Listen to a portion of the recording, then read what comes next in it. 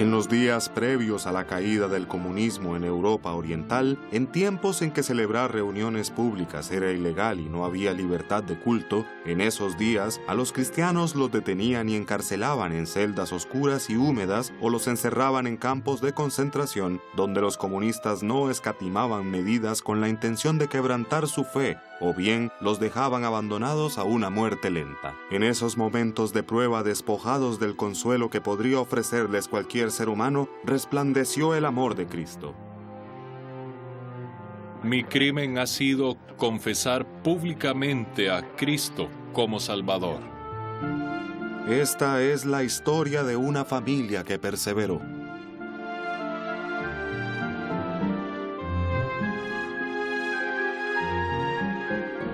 Richard Wurmbrand, nacido el 24 de marzo de 1909, fue el menor de 4 hermanos de una familia judía ortodoxa de Bucarest, Rumania. Cuando aún era un niño, su familia se mudó a Estambul, en Turquía.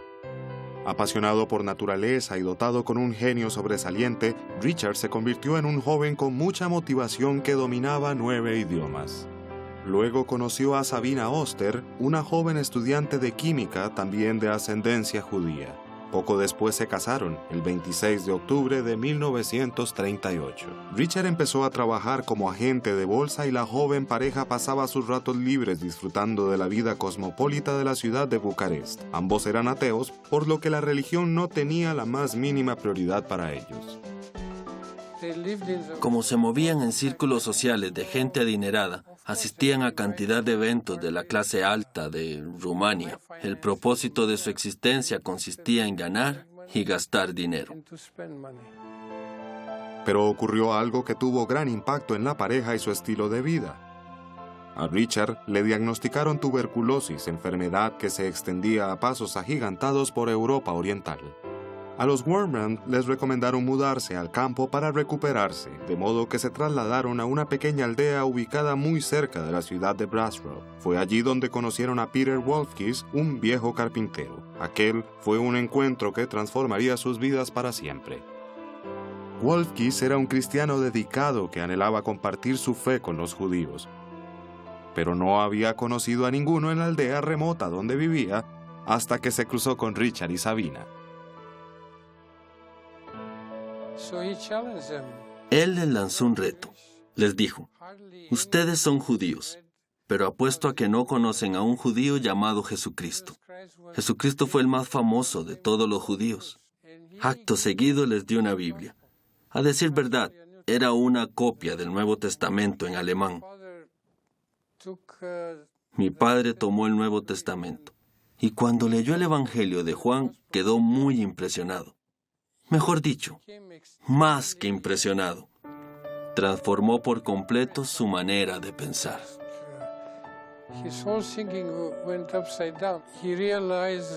Se dio cuenta de que se había topado con una persona que siempre decía la verdad y hablaba sobre el amor, Jesucristo. Estaba listo para aceptarlo y consagrar su vida en servicio a Él. Así fue que su vida dio un giro completo.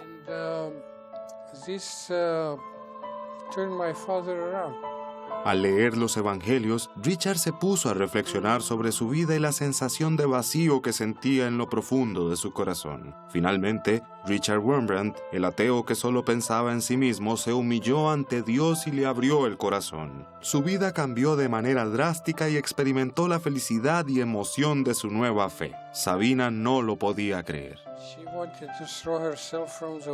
Quería que se la tragara la tierra. Cualquier esperanza que albergara de volver a su vida de lujos y fiestas quedó completamente frustrada. Porque lo primero que hizo mi padre, después de recibir a Cristo, fue renunciar a su trabajo en la agencia de corredores.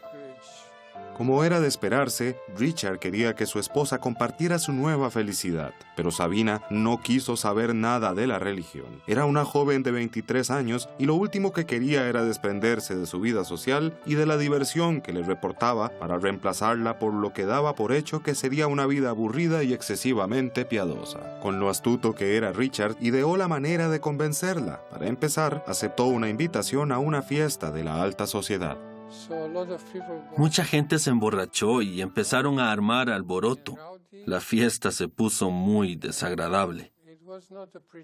Entonces mi madre dijo: Richard, regresémonos a casa. Y él le contestó: pero si vinimos para divertirnos, mejor quedémonos. La cosa es que comenzaron las bromas pesadas, y la fiesta fue de mal en peor mientras más se emborrachaba la gente. Al punto en que mi madre se puso a llorar y a rogarle a mi padre que la llevara a casa.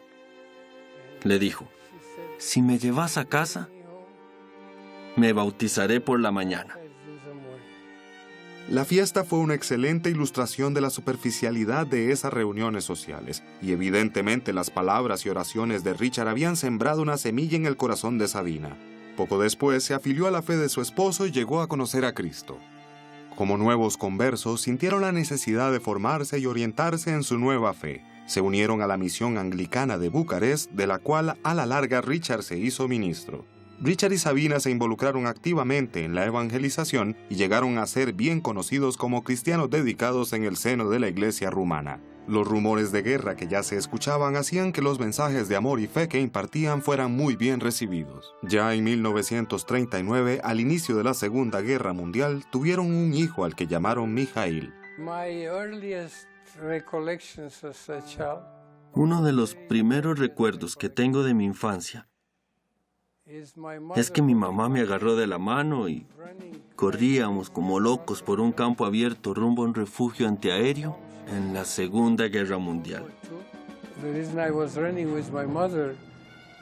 La razón por la que estaba con mi madre era porque mi padre, junto con un grupo de 6 o 7 cristianos que había reunido durante los bombardeos, la mayoría de origen judío, aprovechaban para ir de refugio en refugio a orar con las personas. Esa fue una de las maneras en que mi padre se hizo tan conocido en Rumania. La Segunda Guerra Mundial fue catastrófica. Los alemanes invadieron Rumanía y la vida se volvió muy difícil. En vez de preocuparse únicamente por el bienestar de su propia familia, Richard y Sabina se entregaron de lleno a servir a los demás. La gente estaba asustada y muchos sufrieron grandes pérdidas. Necesitaban a Dios y su consuelo más que nunca. Los Wurmbrand hallaron su ministerio predicando en los refugios y rescatando a los niños judíos de los guetos. Richard y Sabina fueron arrestados y golpeados en muchas oportunidades y al menos una vez hasta se libraron de que los ejecutaran. Fueron tiempos difíciles. Al igual que tantas otras, la familia de Sabina acabó en un campo de concentración nazi.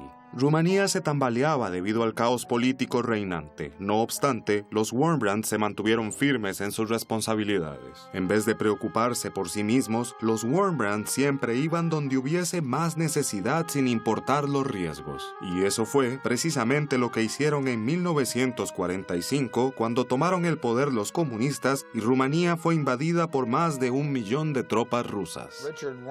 Como Richard Wurmbrand hablaba más de 10 idiomas, cuando los rusos invadieron Rumania, se metía a las bases militares, así nomás. Llevaba un reloj u otro objeto de valor en la mano y fingía que lo iba a vender. Se agachaba entre los grupos de soldados rusos y hacía de cuenta que estaba vendiendo su reloj cuando en realidad lo que hacía era ponerse a hablarles de Jesús. Y claro, los soldados querían conocer más acerca de Dios. Les contaba sobre Dios y Jesús, porque no sabían nada al respecto.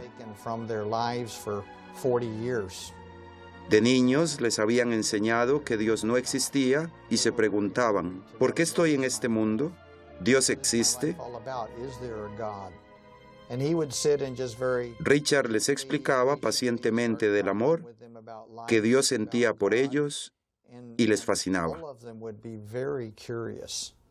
Aunque las reuniones de cristianos se habían prohibido, a Richard y Sabina siempre se les ocurrían maneras innovadoras de juntarse con los demás creyentes. En muchas ocasiones se reunían varias familias y niños en un parque. Los Wurmbrand apacentaban a los adultos, mientras que a los niños se les impartía sesiones dominicales de catequesis. Cuando llegaba la policía para investigar, les decían que estaban celebrando el cumpleaños de alguien. La artimaña funcionó y los creyentes se juntaban todos los domingos a celebrar algún cumpleaños. A los Wurmbrand los movía una pasión arrolladora para impartir el mensaje a la gente. Sabina hizo hasta lo indecible según las necesidades que se presentaban. Cierta noche, se montó sobre el techo de un tren repleto de soldados rusos. Tenía unos costales llenos de sal que vendía y un montón de Biblias. Los soldados viajaban a Rumania a hacerse con el control político del país, y allí estaba Sabina para liberarlos espiritualmente. Se pasó la noche entera en el techo del tren. Fue increíble ver el amor, la atención y la dedicación con que trataba a la gente que más daño le hacía. En la difícil situación en que nos encontrábamos con los comunistas en Rumania, teníamos muchos enemigos.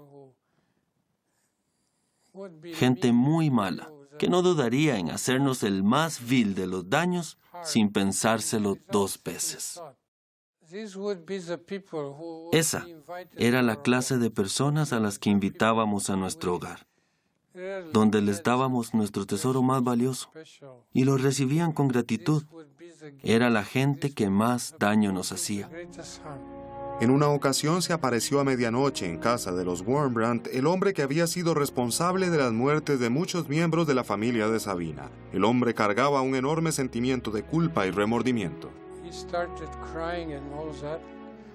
Se echó a llorar, y como era ya medianoche y todos dormían, mi padre despertó a mi madre para explicarle quién era aquella persona. Y aquella noche, pasadas las 12, mi madre lo abrazó y lo perdonó, tras lo cual comenzó a poner la mesa y a preparar una deliciosa comida. Es imposible imaginar lo difícil que le habrá resultado perdonar a aquel hombre, pero se las arregló para colmar a aquel señor con el amor de Dios. Al amanecer, el hombre estaba de rodillas orando con los Wurmbrand. Llegó atormentado y salió perdonado. Y no solo perdonado, sino cristiano. Ella solía decirnos, ser cristiano no es lo mismo que ser levantador de pesas o deportista. Ellos entrenan cierta cantidad de horas cada día y punto. Ser cristiano significa hacerlo en los momentos más difíciles. Entre 1945 y 1947, los Wurmbrand distribuyeron 1 millón de copias del Nuevo Testamento a las tropas rusas, en muchos casos camuflándolos como propaganda comunista. Richard también contrabandeó los Nuevos Testamentos a Rusia. En 1945, Richard y Sabina participaron en el Congreso de las Sectas organizado por el gobierno comunista rumano, al que asistieron más de 4.000 delegados. Aquel congreso se publicitó a nivel nacional. Le dieron cualquier cantidad de propaganda. Uno por uno, sacerdotes y pastores declararon lo mucho que Stalin y él les habían ayudado a ver la luz, la gran libertad de que gozaban bajo el régimen y otras tantas falsedades. Lo que estaba diciendo el gobierno era que a partir de aquel momento ya no se permitiría impartir catequesis los domingos. En resumen, estaban aboliendo una serie de prácticas cristianas, mientras que los cientos o miles de pastores presentes no decían ni palabra, quizás por miedo al gobierno. Sabina le dijo a Richard, ¿por qué no te levantas y das la cara por Jesús? Richard tomó el podio y para la consternación de los oficiales empezó a denunciar al comunismo declarando que es un mal que no debía tolerarse. El comunismo ha hecho mártires de nuestros hermanos. ¿Cómo es posible que la iglesia lo alabe?, proclamó valientemente. Su discurso sirvió de catalizador entre los creyentes e hizo que muchos dieran la cara por sus convicciones. Mientras que unos trataban de sofocar el mensaje de Richard, otros gritaban, «¡Dejen que hable el pastor! ¡Dejen que hable!». Se armó un caos total. Por fin, la transmisión fue interrumpida. Los comunistas hicieron que lo quitaran del podio. El Congreso se terminó allí mismo. Richard tenía una determinación increíble para predicar el Evangelio y denunciar las maldades del comunismo. A la larga, el gobierno tomó medidas para silenciarlo.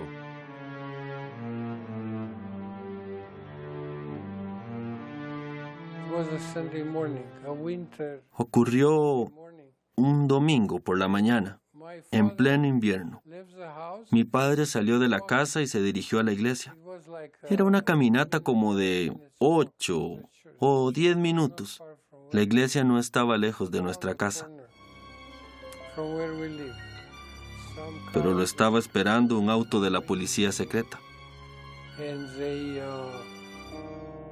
Así que lo metieron a la fuerza al carro y desapareció.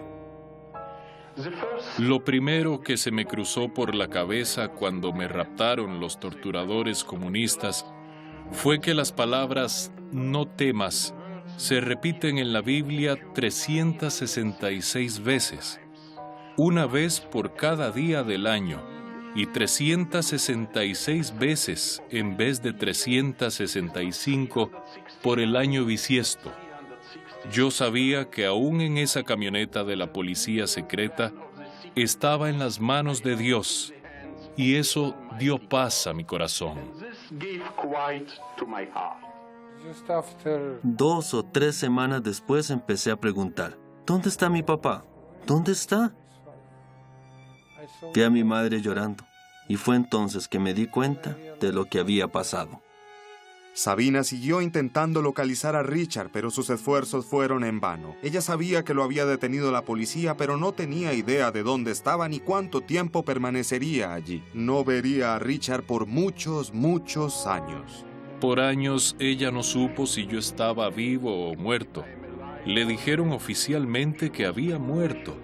Hasta mandaron personas a su casa que se hacían pasar por exconvictos que supuestamente habían asistido a su funeral. A pesar de todo, mi esposa siguió esperándome. Mi padre bajó más de 40 kilos en 3 meses. Durante mucho tiempo, le dieron de comer apenas un trozo de pan al día, nada más.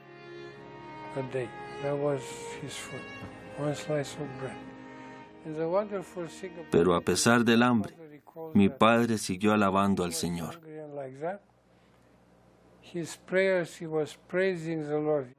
A Richard lo interrogaban y torturaban brutalmente. Lo colgaban cabeza abajo y le golpeaban los pies hasta que sangraban. Luego lo obligaban a caminar en círculos en su pequeña celda y no le permitían parar ni sentarse. Cuando trataban de lavarnos el cerebro, quien no haya pasado por eso jamás lo entendería. Desde las 5 de la mañana hasta las 10 de la noche, 17 horas al día, nos forzaban a sentarnos de esta manera. No podíamos apoyarnos en nada, y cerrar los ojos se consideraba un crimen. Durante 17 horas teníamos que escuchar: el comunismo es bueno, el comunismo es bueno, el comunismo es bueno. Richard recibió un trato horroroso por parte de sus captores que procuraban sacarle información sobre otros cristianos. La tortura física y emocional y el aislamiento fueron agotadores. Eso duró años.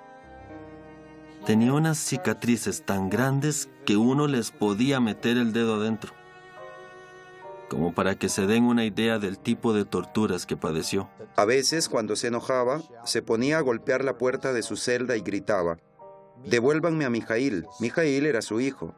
Eran tan crueles que hasta ponían niños en las celdas próximas a la suya para hacer ruido, con el propósito de que extrañara a su hijo aún más. Durante años a todos nos tuvieron en celdas individuales. Nunca veíamos el sol, la luna ni las estrellas. No veíamos a ningún ser humano aparte de los hombres que nos torturaban e interrogaban. Jamás nos dieron un libro ni una hoja de papel.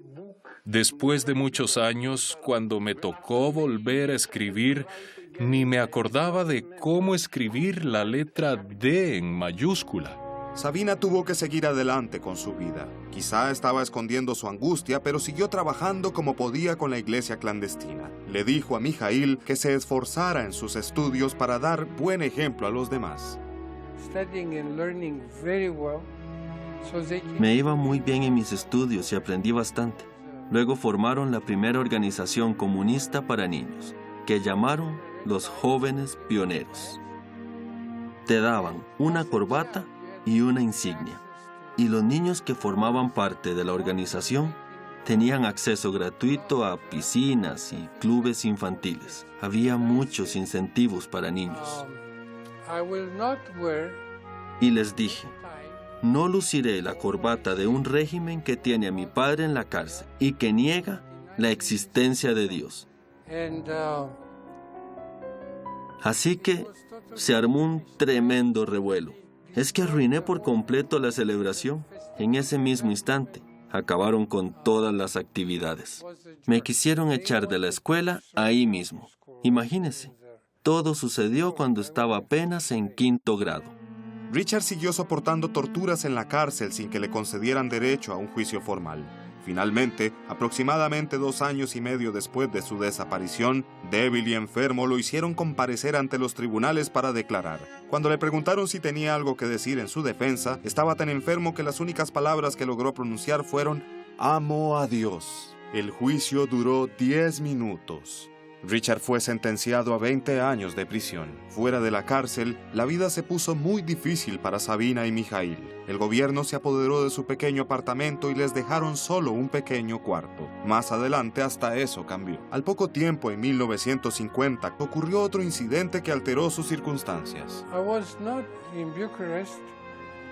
Yo ya no estaba en Bucarest cuando a las 6 de la mañana, 8 agentes de la policía secreta entraron a la fuerza a la casa de mi madre. Para ese entonces vivíamos en un solo cuarto. Le dijeron a mi madre que se vistiese enfrente de ellos. La arrancaron de la cama y luego inspeccionaron la casa. Y todo con el propósito de llevársela. Sabina fue capturada y la llevaron a trabajar en la construcción del canal del Danubio. Lo que hacían era cargar piedras con las manos descubiertas en el frío más crudo. A los prisioneros no les proporcionaban ropa abrigada, solo tenían lo que fuera que llevaran puesto al momento de su captura. Muchos prisioneros murieron. Se perdió en el sistema penitenciario comunista. Nunca le dijeron si cuánto tiempo la mantendrían allí, si sería un día, un mes o un año más. Jamás se presentó ante un juez. A veces, para tratar de asustarla, a ella o a los demás, la tiraban al Danubio y después, de un rato, la sacaban otra vez. Así fue que, cuando estábamos en la cárcel, que decidimos que cada mañana, cuando abríamos los ojos y empezábamos a prepararnos para el trabajo del día, nos saludaríamos con un «Demos gracias al Señor, pues su misericordia permanece para siempre». Queridos, apreciados hermanos y hermanas, me cuesta describir el impacto que tuvo esa alabanza en nuestra prisión. A veces en las noches, algunos presos políticos se nos acercaban a los que éramos cristianos y nos rogaban, por favor, enséñenos el saludo. Es que les daba vergüenza acercarse a nosotros durante el día. Y fue así que hasta los más pecadores, ladrones y criminales, aprendieron a repetir las palabras: «Demos gracias al Señor, pues su misericordia permanece para siempre». Fue increíble ver cómo ese infierno se transformó en un santuario de paz y tranquilidad. Fue una demostración del poder de la palabra de Dios y nuestra decisión de dar gracias al Señor, a pesar de todas las dificultades. El hambre que uno pasaba en esas cárceles era increíble. Las mujeres, literalmente, comían corteza de árboles y pasto para sobrevivir. Mi madre ayunó un día por semana durante su cautividad. En realidad, siempre tuvo la costumbre de ayunar una vez a la semana y siguió haciéndolo en la cárcel. Los interrogadores estaban furiosos con Richard, pues parecía que la tortura no lo afectaba y se rehusaba a renunciar a Cristo. Entonces decidieron recluirlo en una diminuta celda oscura situada aún más bajo tierra. Los guardias usaban zapatos especiales, pues no se les permitía hacer ruido alguno. El silencio era una manera de desestabilizar aún más a los prisioneros, que perdían toda noción de tiempo y anhelaban escuchar algún sonido familiar. En estas circunstancias, con poca comida y golpizas frecuentes, los prisioneros perdían toda esperanza. Era una forma de tortura mental, situación que Richard debió soportar durante muchos años. Se me hizo como si hubiese pasado toda mi vida en esa celda. Me la pasaba deambulando de aquí para allá, sin zapatos, sin nada. Cada noche meditaba acerca de la palabra de Dios y los versículos que había atesorado en mi corazón. Siempre meditaba sobre algo. Pasaba horas en oración. Oraba por todo el mundo. Era como si mi espíritu viajase a cada parte del mundo mientras oraba por distintos países. Cada noche oraba por América, por Gran Bretaña, por África, Australia, Nueva Zelanda, Alemania, Francia. Y todas las noches predicaba un sermón.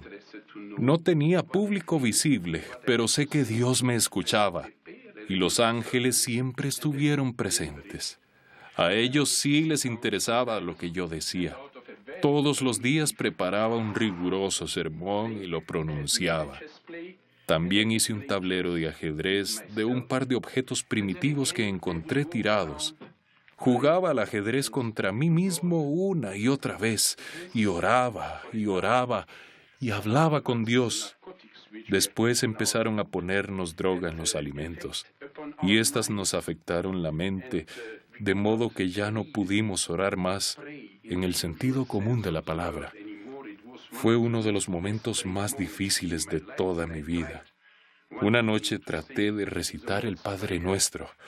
Padre nuestro que estás en los cielos, santificado sea tu nombre. No me acordaba más, y durante mucho solo llegaba hasta ahí. Jesús, te amo. Jesús, te amo. Creo que con esa oración me bastaba. Y cuando ya ni podía concentrarme mentalmente, mi oración fue el latido de un corazón rebosante de amor. En ocasiones el gozo del Señor era tan sobrecogedor que nos poníamos a bailar, y bailábamos así.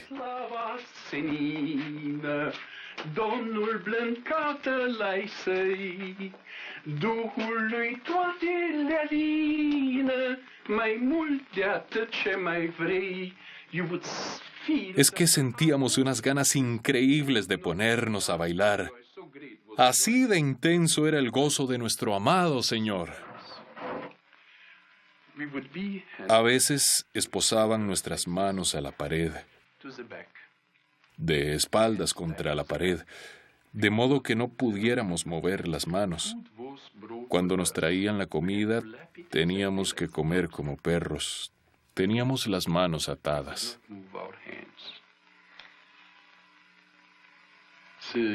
El cuerpo humano tiene muchas necesidades básicas. Estuvimos maniatados día y noche. Pero ¿cómo se puede encadenar a un alma? El alma puede volar hacia el Señor. Ni siquiera tiene que volar, porque el Señor está en todas partes. Se nos olvidaba que teníamos las manos atadas. Y les ganamos la batalla a los comunistas. Mataron a muchísimos cristianos, a millones. Trataron de matarnos a nosotros. ¡Qué estupidez! Solo pueden matar nuestros cuerpos. Pero no somos cuerpo, somos espíritu, y nunca podrán matar el espíritu. Morir por Cristo, nuestro amado Cristo, es la máxima gloria que puede alcanzar un cristiano. Sin embargo, durante ese tiempo en que estuvimos en cautiverio, logramos conquistar para Cristo a nuestros compañeros de prisión, porque aún en los años en que estábamos incomunicados, por la noche se oían unos ruidos muy discretos. Por medio del código Morse, comunicándonos de una celda a otra, logramos ganar muchas almas y predicar el Evangelio. Cierta vez, un dignatario comunista de lo más pomposo se me presentó con uniforme de gala y todo. Le hablamos del amor de Cristo y lo convertimos. A mí hasta se me presentó uno con su garrote de goma en mano, pero igual le conté sobre el amor de Cristo. Le conté sobre el cielo, le conté sobre Dios. Dejó de lado su arma para siempre. Me preguntó: «Señor Rembrandt, ¿cómo es posible que usted me ame? Yo jamás podría amar a alguien que me haya golpeado». Y le dije que todos somos nuevas criaturas en Cristo y que Él nos da un nuevo corazón. Y ahí fue que abrió su corazón a Cristo y se convirtió en un hermano nuestro. Luego lo metieron preso por habernos defendido. Sabina siguió perseverando a pesar de su difícil situación. Incluso, en varias ocasiones la metieron en un pequeño armario donde uno solo podía estar de pie porque tenía clavos en las paredes con el propósito de obstruir el movimiento. A muchos prisioneros los dejaban ahí toda la noche. Se le permitió ver a Mijaíl solo una vez y brevemente, apenas para motivarlo a no abandonar la fe. Pero aún en el sufrimiento se ven los frutos, no importa si toma meses o años. Bastaba con que mencionaran a los niños para que se nos llenaran los ojos de lágrimas. Éramos todas madres encarceladas. Nadie sabía qué había pasado con sus hijos. Y te daban una opción. Si firmas un documento que dice que niegas a Dios, podrás regresar con tus hijos. ¿Quién podría responder? ¿Quién podría aguantar? ¿Quién podría negarse a firmar un documento para estar con su hijo? Ninguna madre podría hacerlo, ninguna. Sin embargo, Jesús nos prometió: estaré contigo para siempre. Y Jesús siempre cumple sus promesas. Además, cabe mencionar que en hebreo, la palabra siempre significa kol yom, todos los días y todo el día.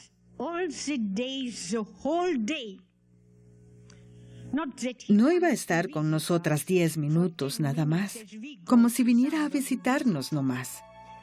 Nos prometió que estaría con nosotras todos los días, todo el día. Por fin, en 1953, después de 3 años de encarcelamiento, Sabina fue puesta en libertad. Pero antes, las autoridades la informaron que Richard había muerto en la cárcel. Regresó a casa convencida de que había enviudado a la incertidumbre.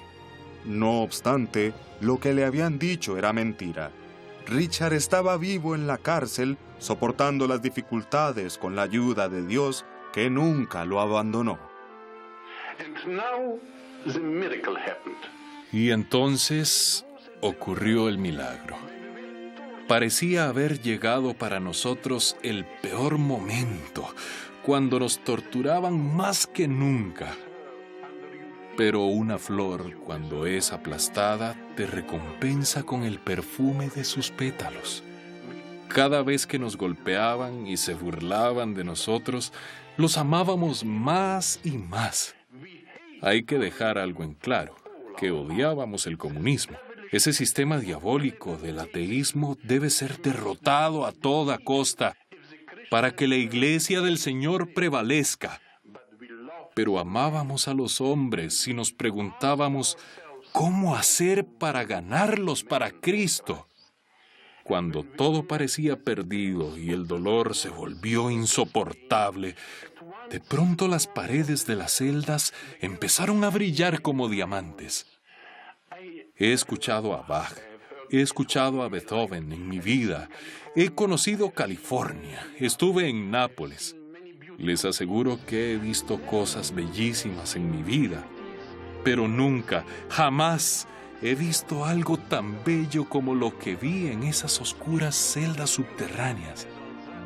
Jamás escuché música tan hermosa como la que percibí aquel día, porque Jesús, el Rey de Reyes, estuvo allí con nosotros. Él enjugó las lágrimas de nuestros ojos, nos dijo palabras de amor y perdón. Supimos que todo el mal que nos habría sobrevenido en la vida ya había pasado, que Dios lo había borrado. La esposa estaba en brazos del esposo. Estábamos con Cristo. Se nos olvidó que estábamos en la cárcel. A veces nos interrogaban, nos torturaban, pero como San Esteban, cuando lo apedrearon, no vio a sus asesinos, sino que vio abrirse el cielo y vio a Jesús a la mano derecha de su Padre. Así también fue con nosotros. Ya ni veíamos a nuestros torturadores comunistas, ni siquiera nos dábamos cuenta de que estábamos en la cárcel. Estábamos rodeados de ángeles y estábamos con Dios. Tras años de recibir un trato inhumano, Richard se enfermó gravemente y fue transferido a un cuarto llamado el Cuarto de la Muerte, donde mandaban a las personas que no tenían posibilidades de recuperarse. Pero Richard oró y poco a poco empezó a recuperarse ante la incredulidad de los oficiales. Aprovechó la oportunidad para ayudar a los demás prisioneros y conducirlos a Cristo. Aprendieron a rezar y juntos cantaban himnos cristianos usando sus cadenas como instrumentos de percusión. Uno por uno, cada hombre recibió a Cristo. Hasta que cierto día de 1956, 8 años después de que capturaron a Richard, hubo noticias. Resulta que durante sus 8 años de cautividad, mi padre logró convertir a cierto oficial al cristianismo. El impacto que tuvo Richard sobre aquel hombre fue tan profundo que al regresar a su casa, tras un interrogatorio, le dijo a su esposa: «Hoy conocí a un hombre que pensé que nunca existiría en esta tierra. Me siento mal, quiero irme a dormir». Y se fue a la cama, pero luego urdió un plan para liberar a Richard. Ese hombre era nada menos que el secretario particular del jefe de la policía secreta, que también era el ministro del Interior.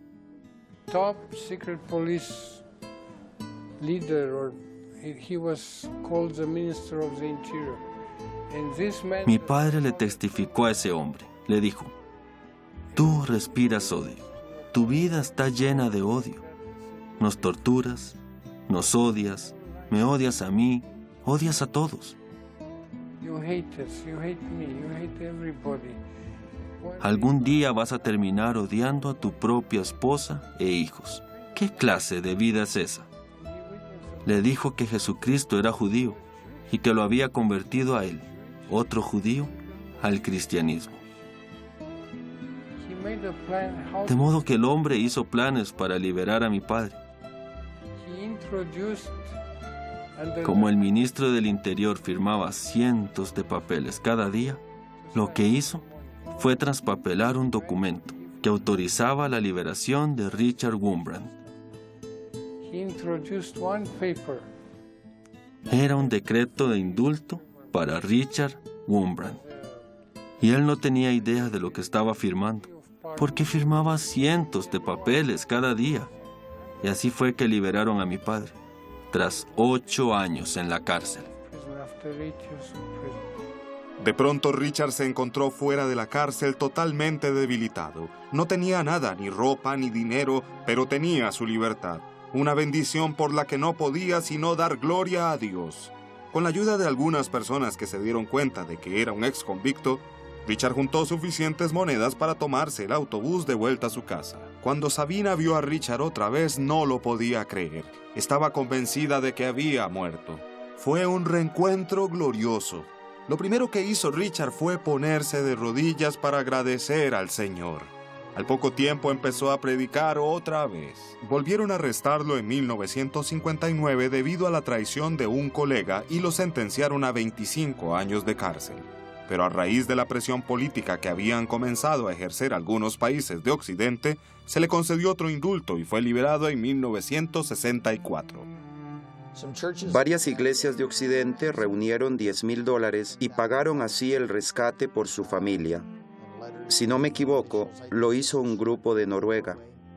Eso, sumado a las cartas de varios oficiales, contribuyó a que lo pusieran en libertad. Tras su liberación, consideraron que le sería de mayor utilidad al Señor predicando el mensaje en los países libres. A fin de sacarlos con vida de Rumania, les ayudaron a tomar un vuelo hasta un campamento de refugiados en Italia, desde donde luego se dirigieron a los Estados Unidos. Dios tenía un plan para él.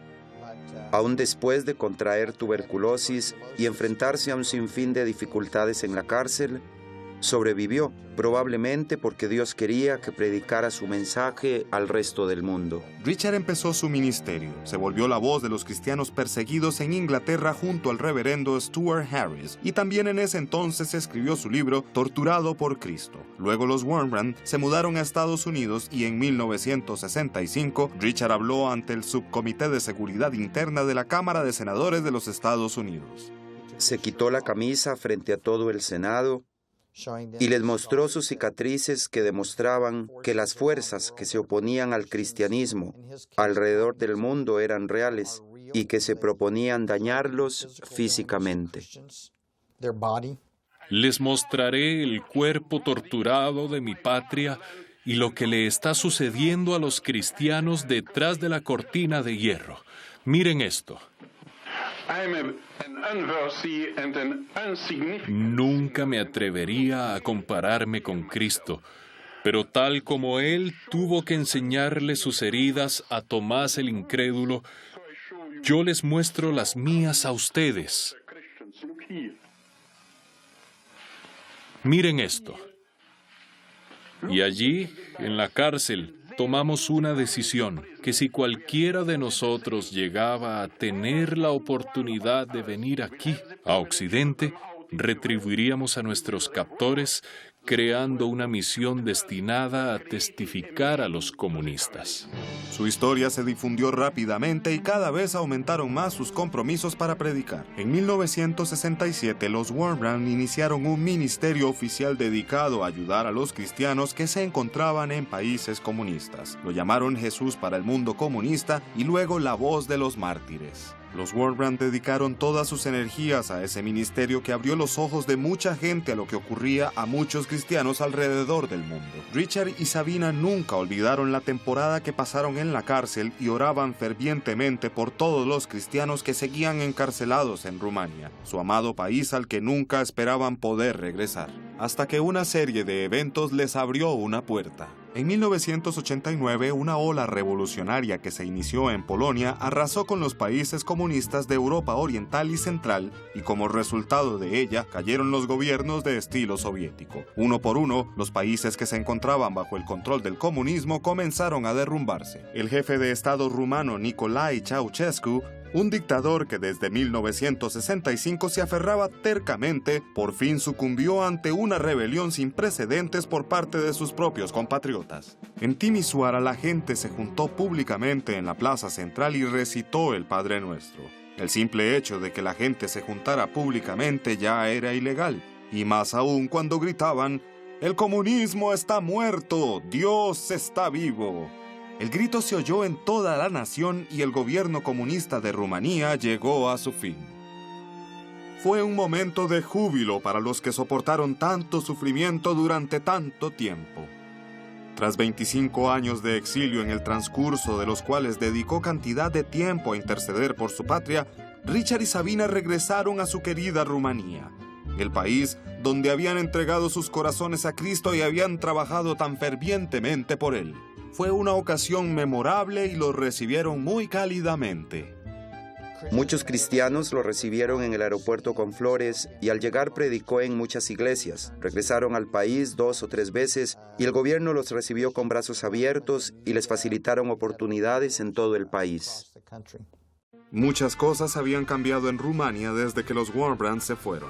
El exdictador Ceausescu construyó una mansión de más de 1000 dormitorios encima del lugar donde Richard había sufrido la tortura del aislamiento. La casa ahora se encontraba vacía, pues el dictador ya había muerto. Pero debajo de la mansión, en las áreas que antiguamente habían sido celdas, Richard y Sabina ahora podían almacenar Biblias y literatura cristiana que estaría a disposición de todos sus compatriotas. El mismísimo lugar donde habían torturado a Richard, donde pasó tantas horas trabajando silenciosamente en oración, ahora servía para pregonar las palabras del Señor. El comunismo había caído y en su lugar Dios había comenzado su obra. Pero aunque se sentían felices de haber regresado a Rumanía, los Wurmbrand no echaron raíces allí. Tenían una misión que cumplir. Cuando vivimos con ellos durante 7 u 8 años en la misma casa, en verdad solo los veíamos 2 meses al año, porque vivían de las 5 o 6 maletas que tenían. Predicaron en más de 1000 iglesias en Estados Unidos. Se mantuvieron activos tanto tiempo como pudieron. Hasta escribían y publicaban libros desde sus camas en el hospital, de modo que vivieron conforme a su fe, dando amor hasta en sus últimos momentos en la tierra. Sabina se fue con su querido señor el 11 de agosto del 2000 y Richard un par de meses después, el 17 de febrero del 2001. Su legado de dedicación y devoción a Cristo perdurará para siempre. Sus charlas, libros y la manera en la que impartían el mensaje instantáneamente en medio de la oposición y la adversidad sigue siendo un ejemplo para los cristianos en todas partes del mundo. Dieron un nuevo significado al amor y el perdón que muchos cristianos de los Estados Unidos no conocían, ese amor agresivo ante la maldad. La gente se preguntaba, ¿de dónde sacan las fuerzas? Creo que por mi parte lo empecé a entender cuando vi las secuoyas del Parque Nacional Sequoia.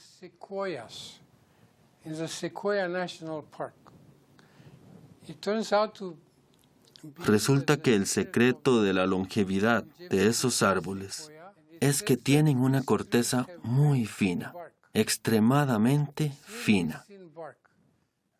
A los insectos y a las plagas les es muy fácil penetrar su corteza. Sin embargo, esta excreta una sustancia que mata a todos los insectos y las pestes. No pueden penetrarla, como en el caso de otros árboles, ya que cuenta con esa sustancia que los mata al instante. Así es la naturaleza de la fe. Si profesas la fe cristiana, pase lo que pase, tendrás la piel frágil, como cualquier otra persona, y por lo tanto sufrirás. Pero si tienes fe y un conocimiento profundo de los evangelios, ni la propaganda comunista, ni ninguna otra idea errónea podrá afectarte. Les cuento que a mi última clase de jóvenes que se preparaban para hacer la confirmación en Rumanía, soy pastor luterano, los llevé un domingo por la mañana al zoológico. Era un grupo de 10 o 15 adolescentes. Entonces los puse frente a las jaulas de los tigres y leones. Una vez ahí les dije, sus antepasados en la fe murieron ante estas bestias por amor a Cristo y murieron felices por Él. Puede que a ustedes también los arresten. Quizás lleguen a torturarlos o los maten. Decidan, aquí y ahora, si quieren ser cristianos o no. Con lágrimas en los ojos, dijeron que sí. Y como ya habían aprendido la lección, no los molestamos más con doctrina, ni les pedimos que nos recitaran versos de la Biblia, que igual no sabían. Ni siquiera teníamos Biblias. Cuando nos arrestaron, nos lo quitaron todo. Todo, absolutamente todo. Hasta nuestra ropa. Nos dieron uniformes de prisioneros. Pero lo que guardamos en nuestro corazón no nos lo podía quitar nadie. Nadie.